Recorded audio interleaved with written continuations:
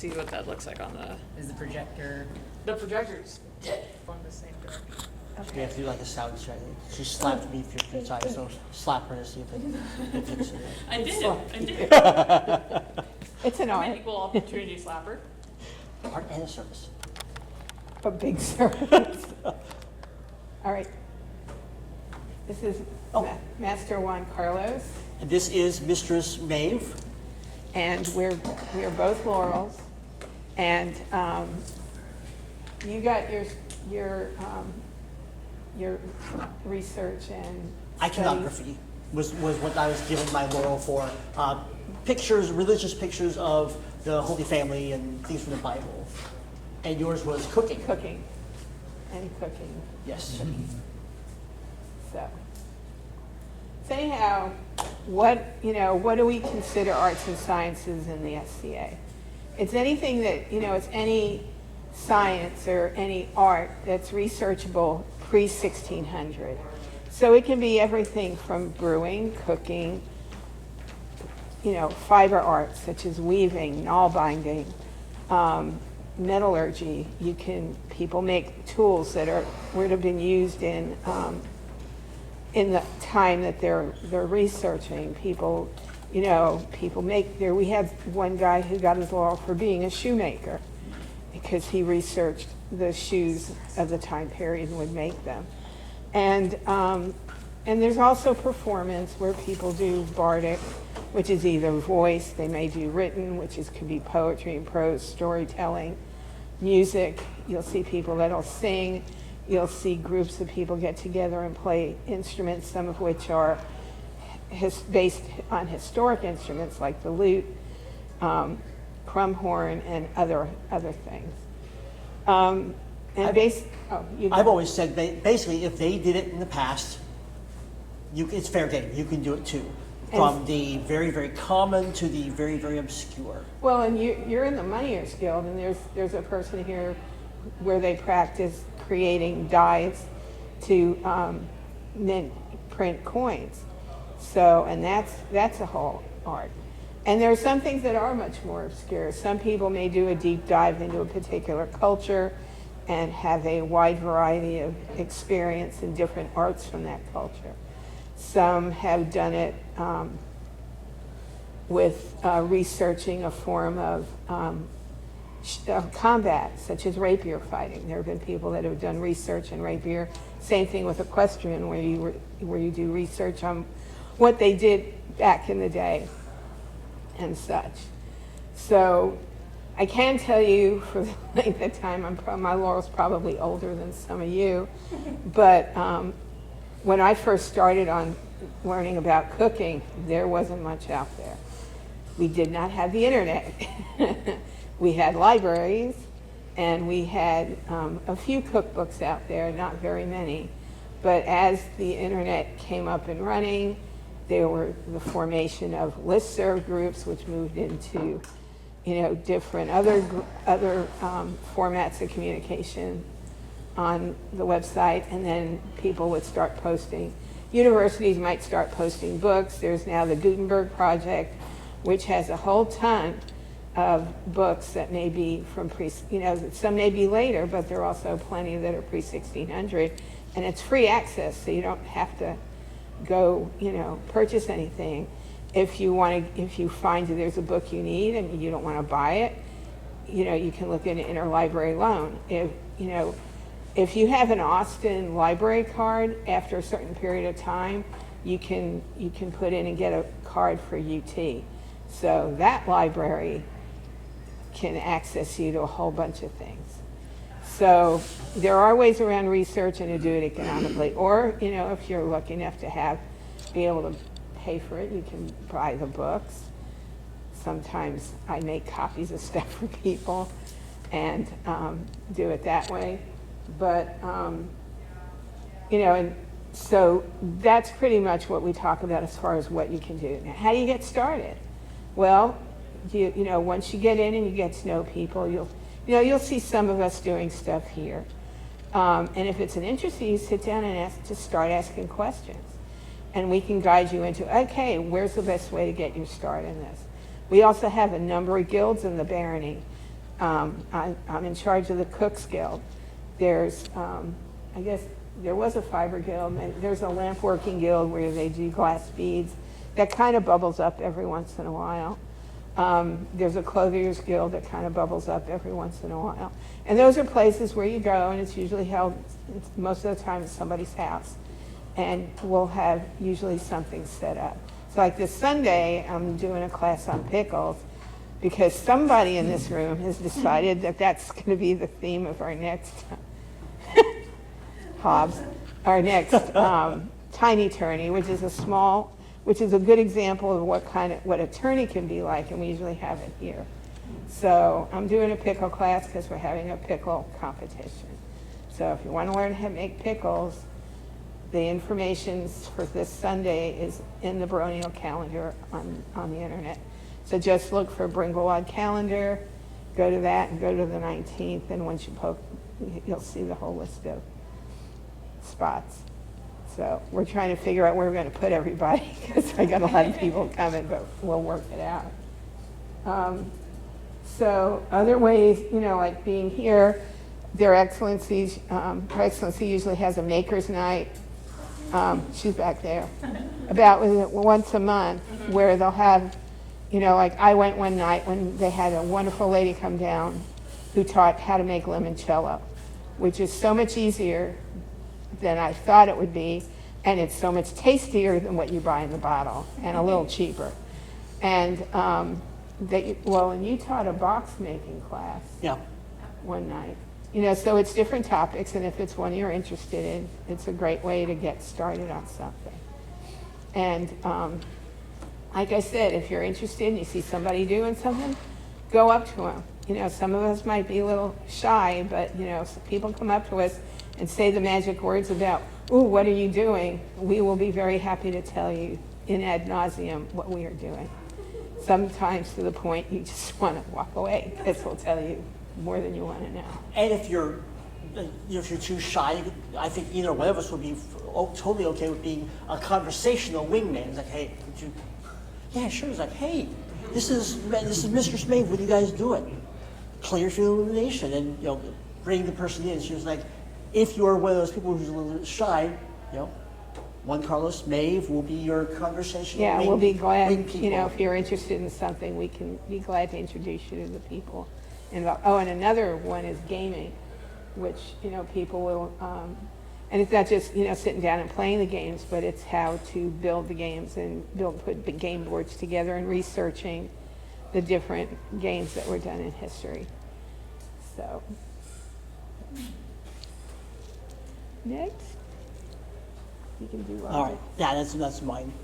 Largesse and service was what I was asked to do, and largesse. I'm gonna have to read this. I'm sorry. Because otherwise it would be on the big screen. You could have read it yourself. Sorry. It's simply defined as open-handedness or generosity, giving to others as far as your finances allow. It's one of since we're kind of, some of us are doing medieval recreation, it's one of the chivalric virtues is largesse, giving of.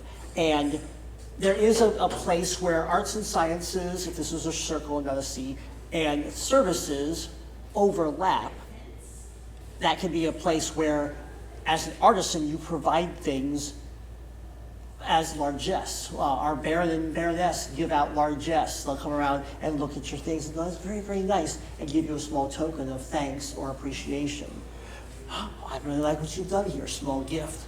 And, even if they're fabulously wealthy, which I know Kofina is, fabulously wealthy, it's a good, she can come and say, Juan Carlos, I would like to show people what you do. Could you provide me with largesse? Or she might come later to one of you saying, I really like what you do. I'd like to showcase that. And she says, thank you very much. By the way, Maeve made these. Oh, okay. And gets the word out. We don't need it because, we've got the big flashy prize. But if you're a new up-and-coming artisan, that's awesome. Get that word out. Largesse is not only an act of giving, but it's the thing itself. Gifts, large or small, that are given as thanks, praise, acknowledgement. And you can give them if you want. Nothing says that you have to be, it's like, I have no awards in the SCA. That's okay. If you do arts and sciences competitions, you may come back to your table and find several little trinkety type gifts that people have said, wow, that's really cool, left something. It could be as simple as a single glass bead, or it could be a piece of felt they folded up and put needles in for a small travel needle case, or a bookmark or something. Arts and sciences can be a service to the SCA in several ways, assisting people in upping their game. You know, you say, I'm tired of wearing sweatpants and a T-tunic and sneakers. You know, what can you do? Oh, well, hey, here's some cool, nice patterns we can get you in. Here's hose, or what time period are you doing? Let's research what those people wore in this time and place. Help with clothing, accessories. Bless you. There's a lot of theater here. I was a theater teacher, and when you make the set, the curtain comes open, and all the furniture and everything looks exactly like Shakespeare or Victorian England or what have you.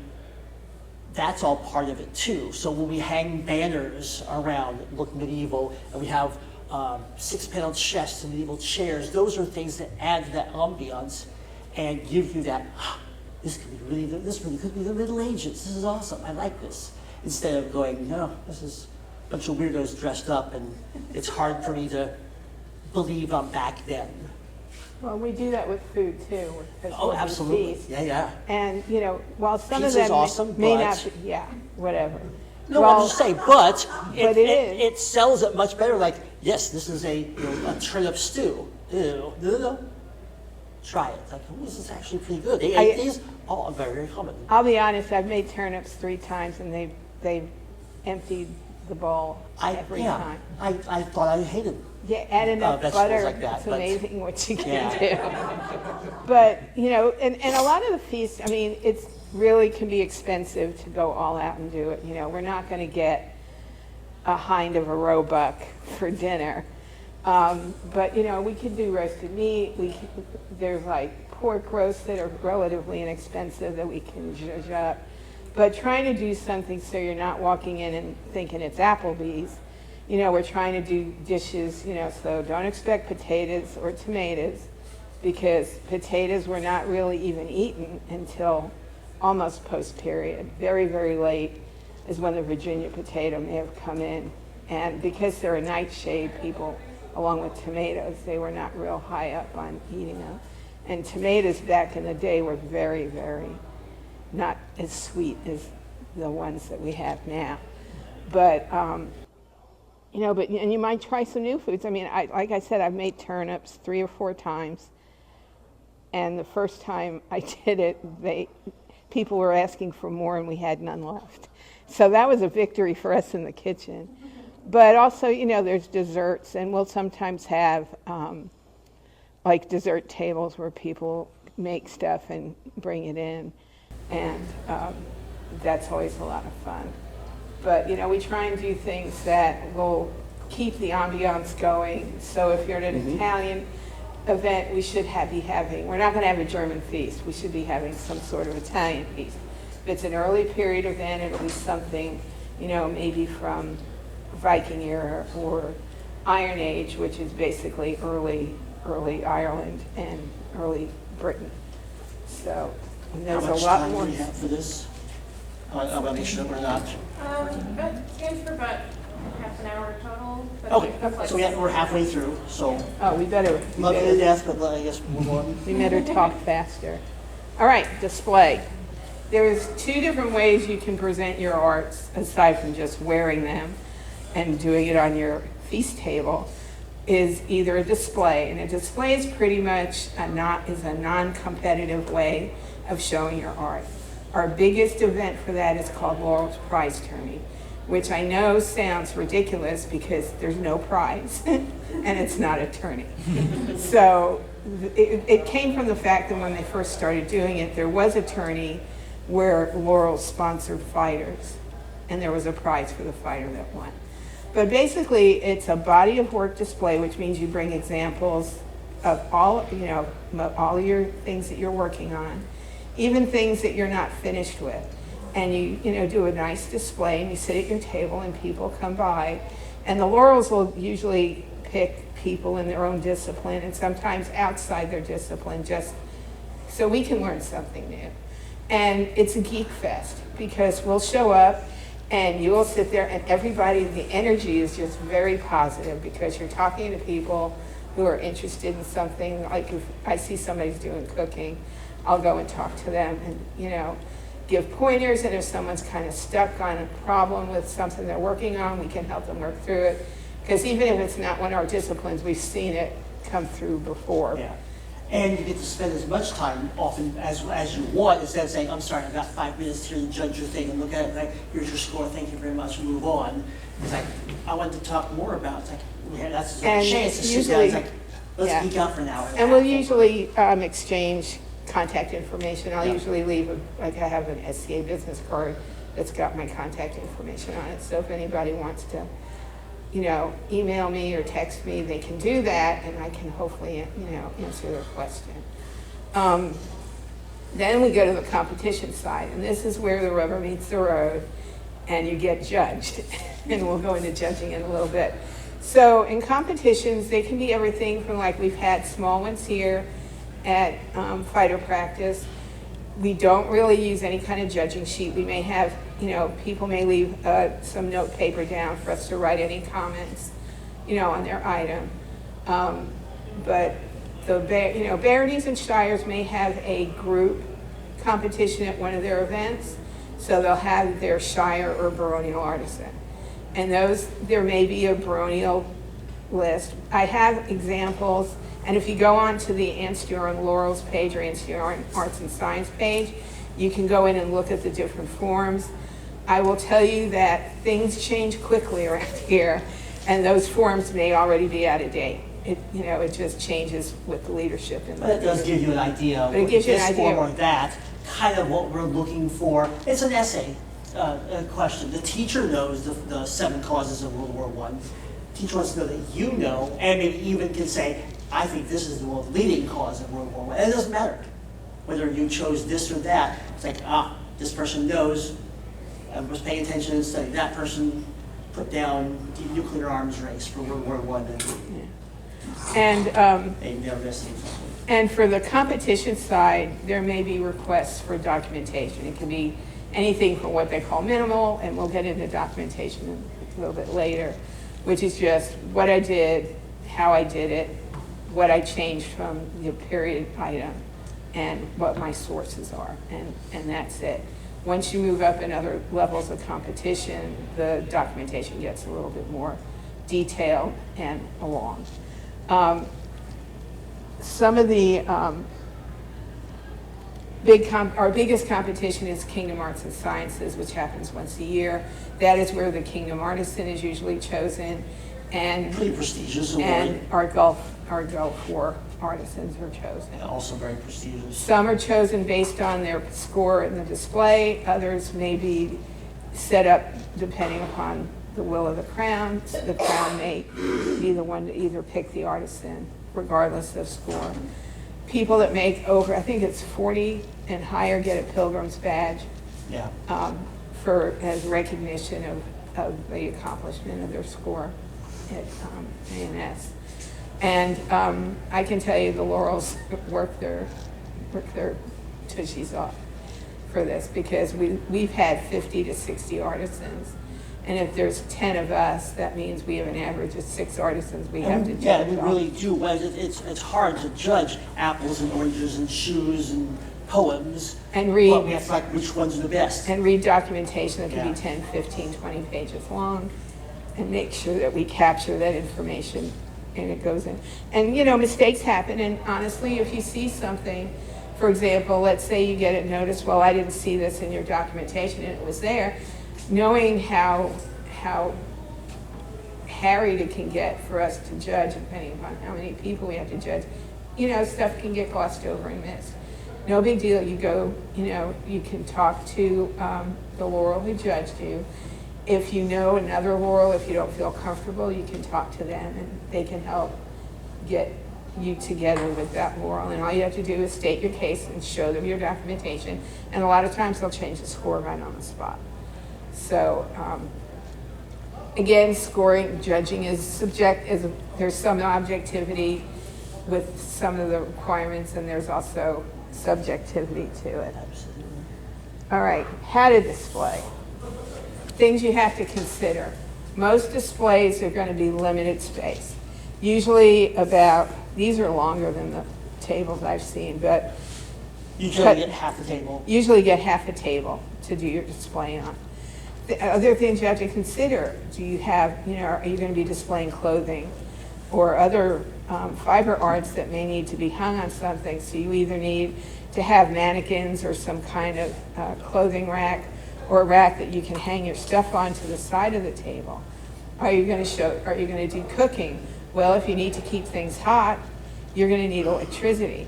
If you need electricity so that you can have your iPad hooked up because, let's say you're doing something about horse training and you can't have the horse in the room, but you can have a video Yep. of what you're doing in relation to, historic practices, so they can see that, you understand what those practices are in a setting. Other things too, if you do brewing, does the site allow alcohol? Many of them do not. A lot of it's a restriction based on if we have to have security available. We do events in a lot of churches who don't want alcohol brought in. A lot of times what they'll do is either do it off-site nearby at somebody's house, where I've seen that done a number of times. And we just have to kind of go with the flow. So it's important, if you know what you're going to do, you need to consider the space constraints you have. Consider what you're bringing. You have to also consider, next thing is the ambiance of your table. Are you going to just come up to the table and throw your stuff on the table and leave it? Probably not. So usually you want to have some sort of table cover. You want to make sure that table cover is not going to have such a busy pattern on it that your items kind of get lost in the patterns on the tablecloth. I prefer white because it's pretty easy, but any kind of solid color or certain types of depending upon what you're doing, patterned fabric is fine. But knowing, practice setting your stuff up at home. If you know that you're going to get half of a 6-foot table, measure out 3 feet at home and set your stuff up. Some people go for a multi-level effect. We know you'll put boxes under your tablecloth, and that allows things to be lifted off the table so people can see them a little bit better. You can see this. It's hard to see, but you should come up. You can come up later. Come up later and see the picture. This is a display that won for what we call experimental archaeology. It was more of a science, where the hypothesis was that they had black dye available to them before a certain date in Scotland. And she went through and did all these dyeing experiments. And all the totally examples. Possible of that. That's really cool. And I think she got a paper out of this because she's also doing Is that IFA? IFA. She's also working towards her doctorate in this level of history. So, But you totally don't. My degree is in teaching theater, so nothing medieval at all, except maybe a few plays. So nothing says you have to have any sort of degrees or even a college degree to participate. We're lucky that we have a few people who have PhDs or are working towards it in those areas. and you also want to have your documentation. I always recommend that if you do, you have your main copy, and then you make other copies, because you can have multiple people come up to the table. And that way you have multiple people able to look at your documentation while you're talking to one person. They can be checking that out.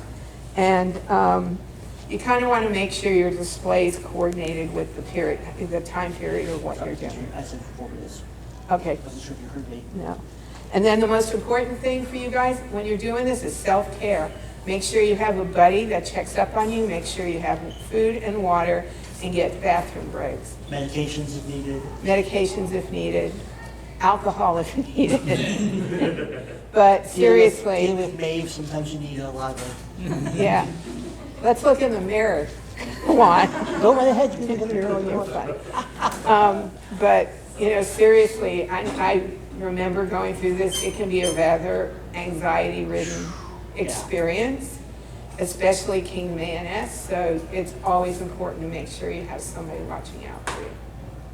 And if they don't do a good job, fire them and get somebody else. But actually, they've actually done a much better job of the event stewards making sure and checking on artisans, making sure they get lunch brought to them, making sure they get something to drink. So, all right. We kind of talked about that. Do we want to move on since we have 4 minutes? Yeah, Doesn't matter. I mean, Laurel Path. okay, the Laurel Path is mine. I don't know if you've heard it, but it's an old joke. The driver pulls up in his car. Hey, excuse me, how do I get to Carnegie Hall? And the pedestrian says, practice, practice, practice, practice. And the path of an artisan is really that. I mean, there's lots of things that go into becoming a knight, but if you can't kick butt on the field, or a fencer, if you can't kick butt on the field, probably they're not gonna, elevate you. So being able to do your art is part of whether you become a laurel or not. Now, becoming a laurel, that's totally up to you. You can do arts and sciences because you enjoy it. I love to do embroidery, you say, and I'm just gonna do some Bain tapestry. I'm not gonna compete with it, screw y'all.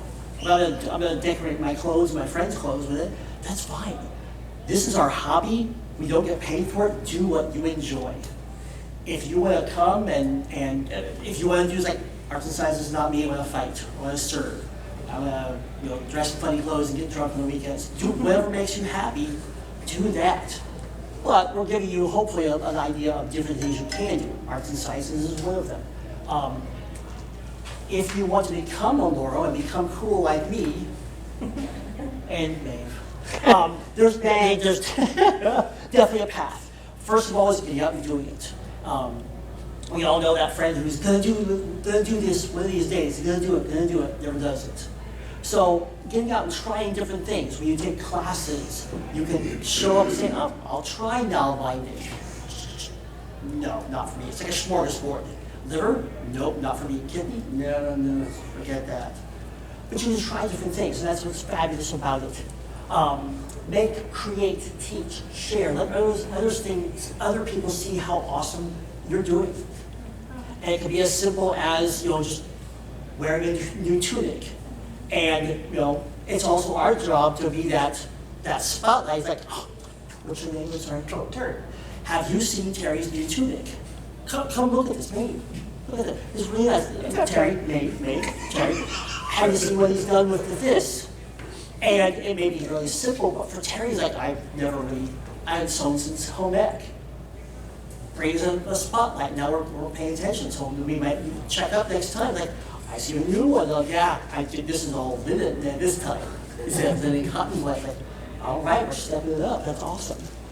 Get to know some laurels.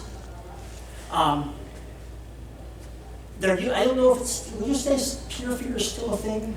I still have it. Okay. Okay. It's not as bad as I feel. It's not as bad as it used to be. It's like, oh, it's a laurel. Oh my God. I remember being asked to being told to go talk to a laurel, and it's like, Oh yeah. no. It can be kind of scary, which is weird because we're ordinary people. There's a joke like when you tell a laurel on the weekdays, I'll take fries with that. Hey now. Well, I mean, but we're all the same. We're all schleps who are worried about car payments and house payments and kids and life and things like that. You just get to see us out here where we're wearing our fabulous clothes and acting like, oh, I'm going to judge this. I'm going to rule over you benevolently, of course.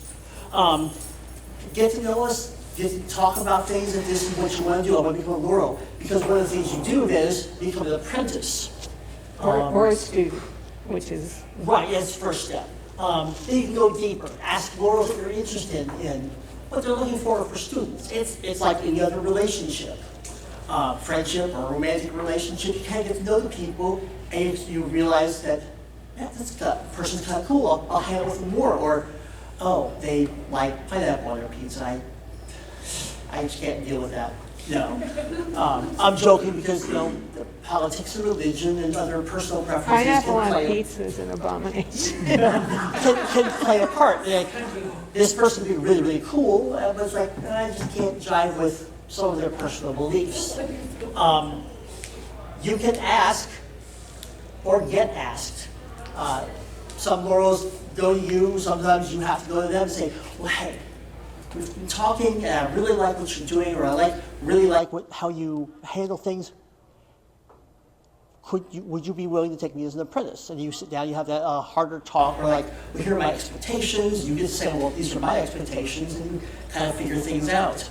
And if you decide, yeah, that's going to do that, there's a trial period usually, about a year, where you're a student, and you're in the group called a household sometimes. And you're going with them and hanging out with them and doing more arts and sciences things. And at the end, you can say, do I want to do this? Or it's like, no, it's not really working out for me. And you can gracefully exit. But it's like, hey, this is really working out. You can give that person then a green belt. I've had 3 apprentices, you've had a few. Double digits. Yeah. Back in the day, not now. And some of our apprentices have become laurels, some of them not, and that's okay. It's their choice and their decisions. But then in there, it's more official. The laurel guides you, teaches you, advocates for you in the circle. And it's where you get trained not just in your thing, cooking, iconography, leatherworking, whatever it is, but also in how to judge and how to be a laurel and how to, you know, do those soft skills that are so important to so many jobs besides just the thing you got hired for. I call this, it'd be much funnier if you could see it as it says the secret handshake. There's no secret handshake, sorry. When the laurels see you, they see you've gained a certain level of mastery in your arts and soft skills, they can then bring a person up at a circle. We have circles every couple of events, and all the laurels there get together and they say, I would like to talk about my apprentice. Here's what they've done.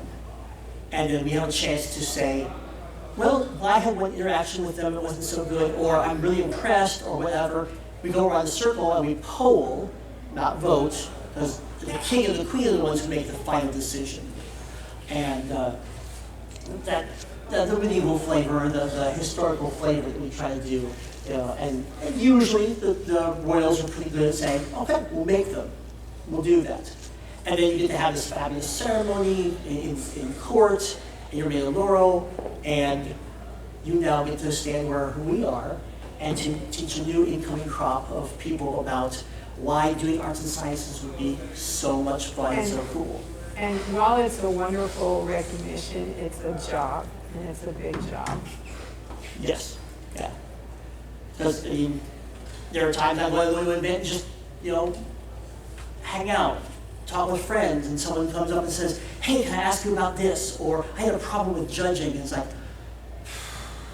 I can't say, get lost, I'm having, you know, my hair down day. It's like, okay, sure, let's go over here and talk about this. Or the people that we had to judge our competition didn't show up, can you help? Yeah. Oh my gosh, thank you, there's a laurel here, I need you to judge, and it's like, you're the only one, and it's something iconography is a poem, a dream catcher, and some soup. It's like, oh. Oh, I remember that event. I don't know anything about any of these. So, is there anything else that we Yeah. want to cover? Oh, awards and probably Yeah. we're 5 minutes over, so we hope that's. As far as the awards go, there are what we call non-arbitraries, which is a big word for it doesn't come with any sort of rank. So in other words, if you get an AOA, that's your first level of moving up in the society as far as. You join, you kind of do a name, a persona, it's like, hi, I'm Juan Carlos. Like, that's the way up. You get your awards, it's like, I'm Lord Juan Carlos, or there are gender neutral terms as well. Keeper of the Crucible, for those of you that are in Hell's Gate, is a non-arbitrary recognition for works in the arts and sciences. If you live in bgwlad, it's called the Muse. I should have brought mine. I didn't even think. Sable Fleur is a kingdom level award where the crown is at an event and they are totally thoroughly impressed with somebody's, either their artwork or something they, if they made banners, if they were responsible for the banners at an event or did something amazing, then the crown will give them the Sable Because Fleur. some of the other ones, they've done a few things. Okay, we give them the first one, Thistle. They've done some more things, they've taught a lot. Then we give them the next biggest one. The floor's like, that's awesome, boom. Now, for the ones that carry rank with it, the Sable Thistle is the first art form. And the Sable Thistle has historically always been given out for recognition of a single item. So I have two. I've got one for cooking, one for knitting. There's like some competition going on with some people because I think the record in the kingdom is like 13 or 14. So I know some people are trying to Beat that record. to kind of, collect them all, like they do Pokemon. And so it's recognition of a single field of arts and sciences. So you can get it once for brewing, and let's say you got into metalworking and you made some cool armor, you can get it for metalworking. So, it just depends, how many different disciplines you work in, and people seeing what you're doing and getting recognition. The next step up, which is a grant level award, is Iris of Merit, and that you get for your body of work, and that you've been out there teaching, you've been out there displaying, and entering, and creating, and your art's risen up to a higher level. And then there's the Order of the Laurel, and that's where you really kind of hit the top. And then after that, there's no more. There It may should be be like a postdoctorate. Well, it is. If you get more, you get Sable Thistles again when you do this stuff. But that's basically our awards, and these are the pictures. This is our thistle. This is the Iris of Merit, the laurel. I guess that's Sable Fleur. the fleur. That's also a symbol of the Iris of Merit. Okay. That's the badge that no one ever uses. Okay. Thank you. Thank you, Ms. Harrell. Well, and to be fair, this is going to be like a weird side thing. When you make the thistle, make sure that it doesn't have the thing on the top because, and I'm going to give you the full explanation, that is a Mexican thistle. The reason our thistle doesn't have the thing on the top is if you make a Scottish thistle, the order of the thistle in Scotland is an order that you get once you become a knight. So we don't conflict. We picked the Mexican thistle, so don't put a little thingy on the top of the thistle because we technically have a different one. Or it's technically not No one okay. We'll cares. still hand them out, but. There's no Harold Reed, please, no one cares. But yeah. No, they're so secret, they don't even know they're around. So, again, if you guys see, We're getting the cutoff. yeah, if you guys see us around and you have questions, don't hesitate to come ask. Actually, we could probably do, we'll shut this down, and Q&A. You can go back out and hang out with the cool kids, or if you have specific questions, you can also, I'm sure, ask us, so. Yeah.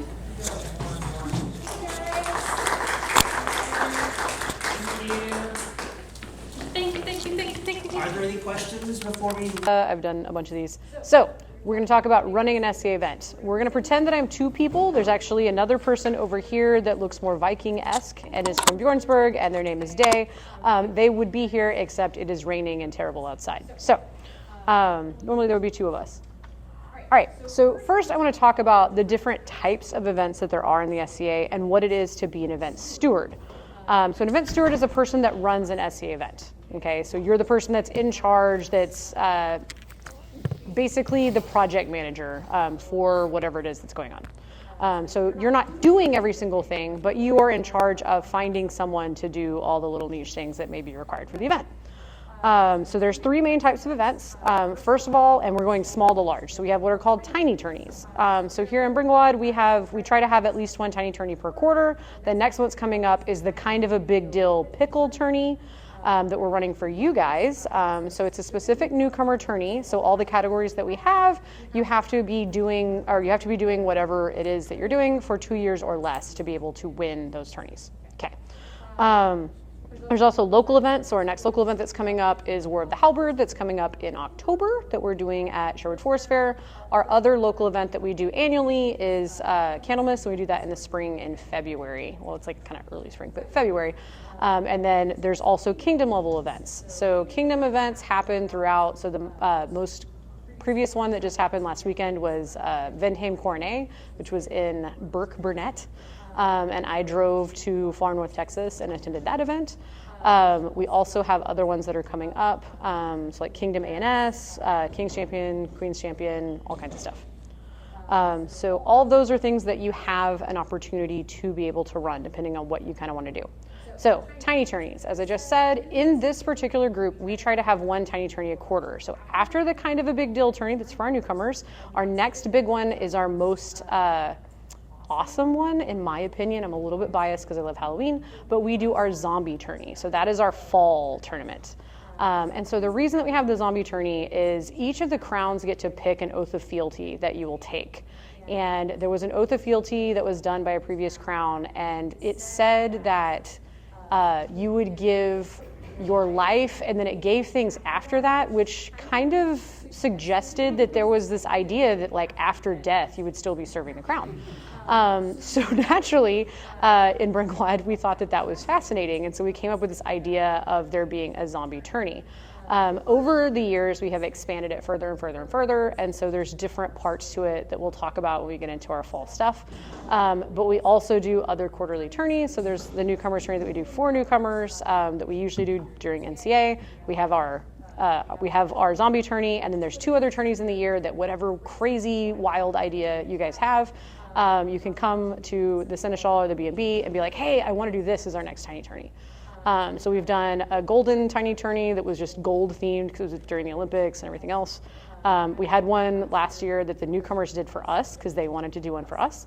And it was called Kühnheit, which is a German word for like basically the audacity. And so the idea of that whole tourney was to like shoot for the fences and like do something crazy. And so the little thing that they did to put their little special touch on it is we had jousting, but the jousting had to be on a hobby horse, and you got to use boffer weapons. So I brought the boffer weapons we used for zombie tourney, and it was a lot of fun, and we had 2 kids that actually ended up winning. So that was super, super fun. And you never know, like you can come up with a weird idea, like you could do a tournament of fools for April Fool's Day or something crazy, just go nuts. And we're always looking for these. And the reason that we do this is it helps you in a completely low stakes environment with your friends. Learn, what does it take to run a little mini A&S thing? Are you going to do a largesse derby? What does it take to do that? We're going to have, fighting. What does it take to run like a shiv tourney? What does it take to run a rapier tourney? What does it take to do archery and thrown weapons? And so you get to split up, and like I said, it's a completely low stakes environment. So you pick a theme, you come up with ideas, you decide what different activities you want to have and plug in, because tiny tourneys can be as big or as small as you want them to be. Now in bgwlad, we tend to go big, and so in most groups, a tiny tourney is literally you come and everybody fights through everybody in a list, and that's their tiny tourney. We're way cooler than that, so we make it a big to-do. It's like a little mini event that we do. So usually we're going to wear garb, usually we're going to do some crazy extra stuff, we'll have court, it'll be crazy. But again, doesn't have to be that way. It depends on who you are as the event steward as far as what you want to do. Does that make sense? Okay. So you'll be looking for marshals, judges for A&S, stuff like that. So that's kind of what you need to think about. Yes? Can I ask questions now? Of course. I know what largesse is, we just learned, but what is a largesse derby? Okay, my favorite thing in the whole wide world. All right, so largesse derbies are a way that we are able to collect largesse for the B&B or for the Crown or for the Vendheim Coronet. So what we do is it's an A&S competition where you're going to create a number of items depending on what the rules of that derby are. So the original derby was a dirty dozen, so you made 13 items of like-ish type, and you entered those into a contest, and whoever won that contest got that 13th one, and they got one of everything. Over time, because this is something that started in Ontier about 8 years ago, so over time they've created different levels of them. So sometimes it'll be a fewer number of items. So I've seen the terrific twos where you make 2 really nice items and they're for the crown of a kingdom to give to the crown of another kingdom. And so whoever wins will get one of the items for themselves, and then the crown gets stuff to be able to give that's really nice. So I've seen people make like a seeks is a type of sword that's used by Vikings. So the first one that they did that was the Terrific Twos, there were two really awesome ones that this guy forged, and he made like the cool scabbards, everything for them. And so he got to keep one of his own because he was on that one. But you can pick whatever you want. So depending on who is running the Derby, because I've run some, we've had other people that have run them as well. Depending on who's running the Derby, there'll be some sort of prize. Usually it comes from the largesse itself. When we've done the Dirty Dozen, it's been a great way for us to get largesse for the kingdom and for the barony. So the last time we did a Dirty Dozen, we got like 400 pieces of largesse, which we were able to give out, and it was great. And then otherwise we've done, last year in the fall, I did one where it was, here's the theme for every month, and you can give as many or as few as you want. And at the end of the 3-month span, we had a point system set up. So at the end of the month, we would bring everybody stuff, everybody would vote. So it was a populist vote, Baroness choice, Baron choice as well. And I thought there was another, I can't remember, but there was like a best use of theme, and you got points for if you did the theme, you got points for a piece you made. And so at the end of that 3 months, we did like point tallies to decide who won. And then that person got either a sideless surcoat or one of our War Company tabards for winning that. So it just depends on what you want to do, but like I said, it's a special subset of an ANS Derby where you're donating the little things that you're making. Make sense? And you can do those at events, kingdom events, or otherwise. And there's actually a kingdom gifts coordinator this reign. It's Sonia, Duchess Sonia. And so you can also work with the kingdom if you wanted to host one at an event. All right. So Tiny Tourney coordination, the main thing that you need to do is find your list coordinator. So that's the person that's going to be running the pairings that we have. We actually have Nikaz, who's in our kingdom, who came and talked to you guys about service. Nikaz is phenomenal at list coordination. So you guys have a great resource there if you want to learn about it. So let's say you're like, maybe I do want to help like do pairings and run stuff like that. She is a great resource to reach out to, and she's really good at teaching even complex formats for tourneys, and actually has a class that she's taught before in how to run the different kinds of tourneys. And if you want to learn more about list coordination, you just go to an event and say, hey, do you need a list coordinator or list coordinator help? They always do. So you'll need a list coordinator, a marshal. If you're doing ANS, you'll need someone that's going to be the judge for the ANS. You can choose whether it's going to be populous. If it's populous, you'll have some sort of cup or holding container and some sort of token that they'll drop into said container to vote. If you want the B&B to do it, that's great. If you want the ANS minister or deputy ANS minister, whoever it is that you want, for whatever reason, to be whatever type of judge, just ask them in advance. And then the big thing about it will be figuring out the scheduling, because we have a 3-hour block. So figuring out what are we going to do during that 3-hour block.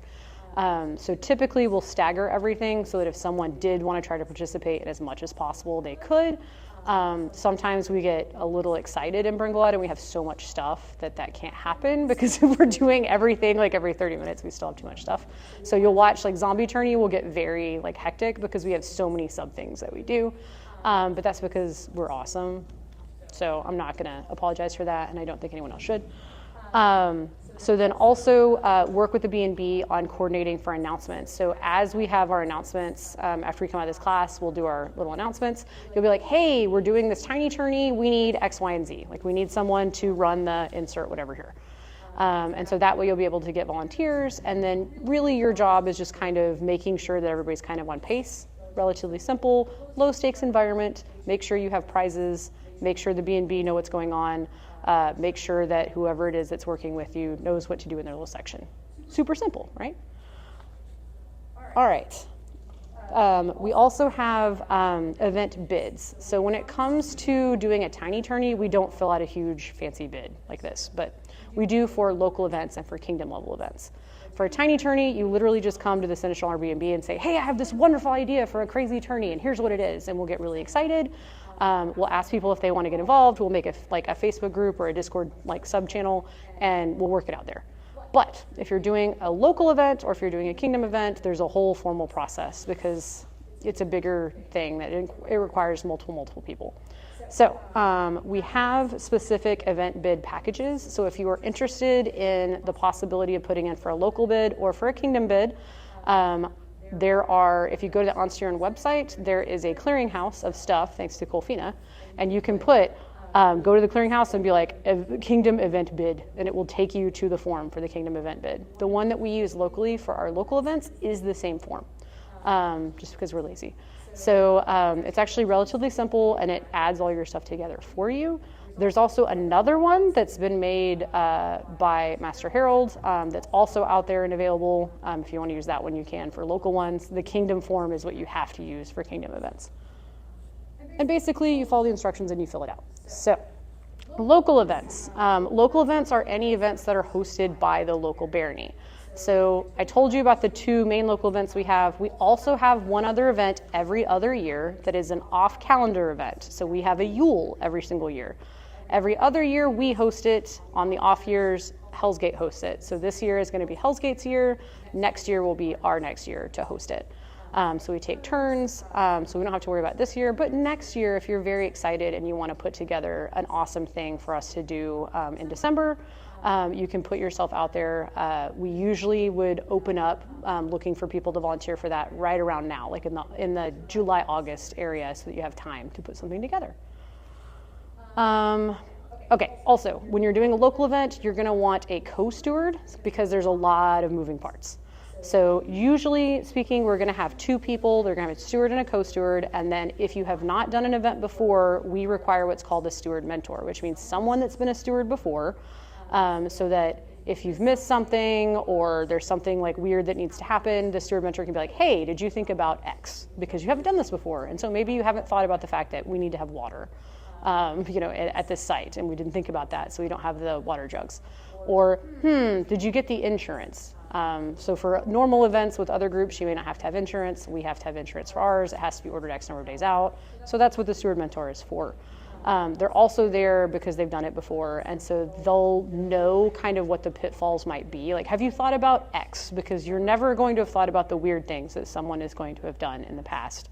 But someone that's been a steward mentor has definitely seen or heard the stories and will tell you, hey, did you think about this? And you're like, no, I totally didn't, because that's crazy, but now I know not to do the thing. So remember, you don't need to do everything alone. So you'll have co-stewards. You'll also be working with your individualized staff. So just like you do with our tiny tourneys, the way that we do them, you're going to need somebody to coordinate the different martial art activities if you're doing missile activities. So, and then sub from that. So like, let's say you're doing missile activities. You need someone, if you're doing target archery, you need a target archery person. Are you doing thrown weapons? You need a thrown weapons person. Are you doing combat archery? Oh, you need a combat archery person. Oh, are we doing siege? Oh, we need a siege person. So that's 4 people under that person, which eventually gets back up to you as the event steward. So really, it's about project management. We have a lot of different resources that'll be at the end before you're like, oh my gosh, I'm glazed over. This sounds scary. We have a lot of different resources that break this down and make it a lot easier for you. But the first thing that you need to do anything is what's called the Black Star ad. The Black Star is the official newsletter of the Kingdom of Onsteora. So before you can do anything in the world, you have to have a Black Star ad. And the Black Star ad, there's a form that you can't see, but it has a bunch of different parts to it. We require a bunch of information to be on that Black Star ad. And the reason we require that is there are some people that have been in the NCA for longer than we've been alive that literally get a physical copy of the Black Star, and they literally turn to page 8 and they see what events are coming up, and it has to tell them all the information that they need because they don't like the internet and they don't want to use a phone or whatever, and so they need to know everything from that one piece of paper. So it's going to have exactly where we are. So like ours, I just finished creating ours for our event that's in the fall. We literally got it updated today. So it includes not just GPS coordinates, but like these are the coordinates you can put into your phone and it can find exactly where we're going. Because at Sherwood, that's important because there's like 6 different entrances. So this is exactly where to go to be able to check in. You type in like it's a letter and number code.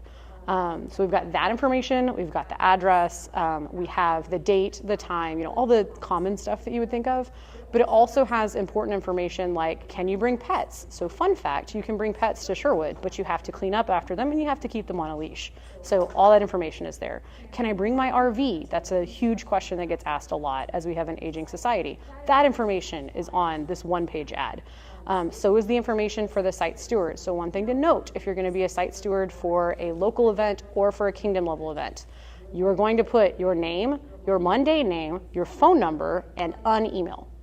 So if you're going to be hosting an event and you don't want to give out all of those things, have your name, your mundane name, a Google Voice number, and an email that's like an officer email or something like that, so that you're not having people call your personal cell phone and having that for the future. So I always use a Google Voice number, pro tip. The other things that you need on there, there's specific statements that you have to use. So a child can come to an NCA event either with a parent who's above the age of 18 or a legal guardian that's above the age of 18, or they can come with someone else who is above the age of 18, given that they have a waiver that is signed and notarized. That entire statement, something really close to that, has to go on the actual page, and it has to be in there correctly. So there's a lot of silly things that we have to do. A lot of times they prefer if we put a map. I've been putting the code because it's better than a map as far as things are concerned, because they definitely know where they're going. But we put all this information, and we have these very complex Black Star ads, but we use those to be able to get anybody anywhere. Once the Black Star ad is in, you turn it into the Kingdom Chronicler, which is Estian, who happens to live here, yay, for right now. And so once you've got that in, then you're able to take the Black Star ad and the approved paperwork that's signed by the Seneschal and that's signed by the Kingdom Chronicler, and you can create PayPal pre-sales, which hopefully at some point in the future will change into Zephy pre-sales, but for now, PayPal pre-sales. And you can create your Facebook event, having gotten that, put an event in AMP, and start putting out all of your advertising for your event. And if all that sounds crazy and complicated, it's not, because there's a literal checkbox thing that tells you how to do everything, and you just hire someone like me to do the advertising for your event, and I just know how to do all this stuff, okay? And if you're interested in learning how to do it, I am more than happy to show you. All right, Kingdom events. As I said, if you go to the Kingdom website, there is a Kingdom bid form, and it tells you everything that you need to know. So really, it's how much you're going to charge for tickets. If someone is not a member, there's what's called the NMS, the non-member surcharge. So the way that we have to word it is tickets are $35. They're $25 if you're a member. So we're not punishing someone for not being a member, but there's a member discount. The reason we have the NMS is it covers everybody that is not a member under the insurance, and it costs us more. That's why they get more money that they have to pay, if you were wondering about that. So Kingdom events, like I said, there's about 9 of them a year. Answering Heraldic and Scribal Symposium, King's Champion, Queen's Champion, Answering Kingdom ANS, King's College, which is now Kingdom Collegium. I'm missing some. Roundtable, yeah.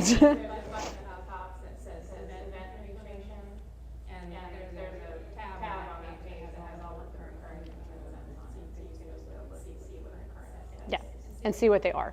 The way that you sign up for an event, so we've already got some that have been planned all the way into 2027. So there's a Kingdom Events Deputy, and so you'll look at the list and be like, which events have not already been claimed? And then you can fill out a bid for those. And any group can fill out any bid that they want as long as it's open.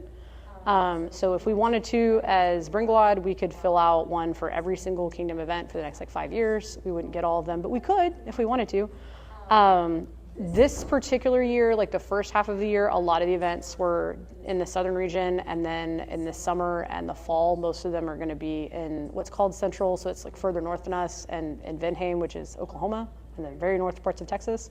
So if you want more events that are Kingdom events that are close to us, we need to start putting in event bids.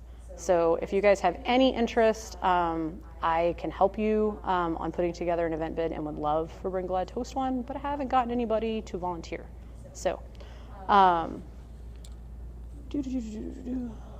right, Kingdom event coordination. So Colfina was correct in telling you when you go to the events thing, it also has this handy dandy graphic where she explains exactly what you need to do in what order to be able to fill out a Kingdom event bid. If you have any questions, you can ask me, you can ask Day, you can ask Her Excellency. We all have experience in the process, and we've filled out several of these before, so we can help you be able to work through what's a good place in Austin to host insert whatever here. Or, you know, I kind of want to do a bid for X. You know, do you guys have any ideas? Some of the Kingdom events have set weekends, so I know, like for us, it was difficult. We had Queens a couple months ago. It was very difficult for us in Austin because it was Mother's Day weekend, and it's always Mother's Day weekend. So it may be difficult for us because you can't get parks and a bunch of other local stuff. So a lot of times when we're doing Kingdom events, we're trying to fill those out almost a year in advance so that we can get in there and get our event spaces set up so that we can have everything ready to go. For local events, we actually try to get them done 6 to 8 months in advance, further if we can. So if somebody wants to put in a bid for the fall event for next year, and you guys are really excited about it, you can work with me and we can go ahead and get it put in, and then we'll wait until the cutoff date and move forward on those. So it's kind of on a first come, first serve, just like it is with Kingdom. Make sense? All right. And then as far as beginner resources, we have an event stewards workbook that was made by Goldward that's actually really, really helpful. And it covers Kingdom events and local events. We also have multiple worksheets that are for you hosting a local event. There's also the worksheet for Kingdom events as well, which is all listed here. And then there's also the calendar request. So if you want to put it on the Kingdom calendar, so onsierra.org/events, which should be like tabbed on your, like the OP and that should be tabbed on your little personal browser, or it will be in the future, trust me, and AMP, all three. Like as you gain nerddom in the SCA, you have these pages that just stick at the top. But yeah, so onsierra.org/events is the place to go if you want to know what is happening this weekend in the SCA. And so what are you going to be doing this weekend? You can check out there. And so this has the link for you to be able to update something on the Kingdom website if you have a local event or a Kingdom level event. Does anybody have any other exciting questions? I kind of went through this really quickly. Yeah. Is this the steward for the big deal? It's Hob, and Hob is here tonight, right there. Okay. So our steward is Hob, and we are putting together, list off the things that we're doing. It's crazy. We have the King of the Dill heavy and rapier tournaments, and then we have a archery tournament. We have thrown weapons. We have A&S. What else are we doing? Oh yeah, okay. So we're doing a pickle contest. So if you guys want to learn how to make pickles so you can enter the gustatory A&S thing that is the kind of a big deal contest. Yes. Yes, Maeve is having a pickle class this weekend, and we would love to see you guys and pickle something weird and exciting. There's really strange stuff that you can pickle, FYI. You can pickle like grapes and eggs and all kinds of weird stuff. So make something fun and exciting and make other people eat it.